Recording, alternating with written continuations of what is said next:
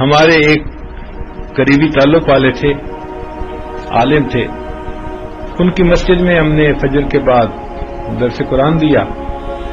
وہ کہنے لگے حضرت مسجد کے ساتھ میرا گھر ہے تو آپ ناشتہ میرے ہاں کریں. ہم نے کہا بہت اچھا.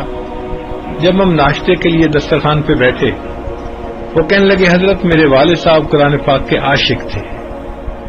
بس یہ لفظ سنا ہم نے تو ہم نے کہا کہ بھئی اب ہمیں ناشتے میں مزہ نہیں آئے گا، ہمیں ان کی باتیں سنائیں، ہمارا روحانی ناشتہ کروائیں.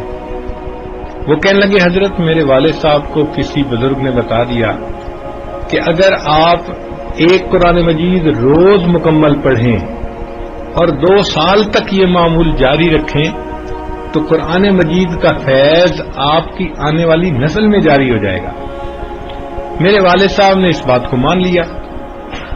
نتیجہ کیا ہوا کہ والد صاحب نے روز ایک قرآن مجید مکمل پڑھنا شروع کر دیا، الحمد سے لے کے والناس تک، ڈیلی.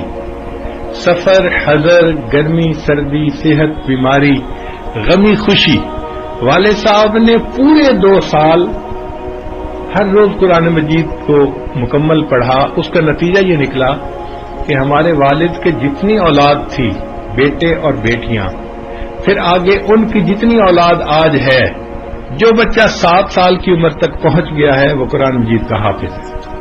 میرے والد کی نسل میں کوئی لڑکا لڑکی ایسی نہیں جو حافظ نہ ہو. تو یہ بھی اللہ کی شان ہے کہ بعض ایسے بھی قرآن مجید کے عاشق ہوتے ہیں کہ جو قرآن مجید اتنا پڑھتے ہیں کہ اللہ ان کی نسلوں میں فیض کو جاری فرما دیتے ہیں. تو بستیاں بھی ایسی ہیں کہ جہاں قرآن مجید کے حفاظ موجود، خاندان بھی ایسے، بہت سارے ایسے خاندان ہیں ہمارے یہاں کہ وہاں رشتہ کسی گھر میں بھی آئے تو وہ سب سے پہلی بات پوچھتے ہیں بچہ حافظ ہے یا نہیں. حتیٰ کہ ایک جگہ ایک عالم تھے، صاحب نسبت تھے، ان کا رشتہ ہم نے بھجوایا، انہوں نے انکار کر دیا جی یہ حافظ قرآن نہیں ہے. ہمارے یہاں دستور ہے کہ ہم حافظ سے اپنی بچی کی شادی کرتے ہیں. اس وقت بھی ایسے گھرانے موجود ہیں قرآن مجید کے حفاظ کے ساتھ ان کی بچیوں کی نسبت ہوتی ہے. چنانچہ ایک شہر ہے پانی پت انڈیا میں،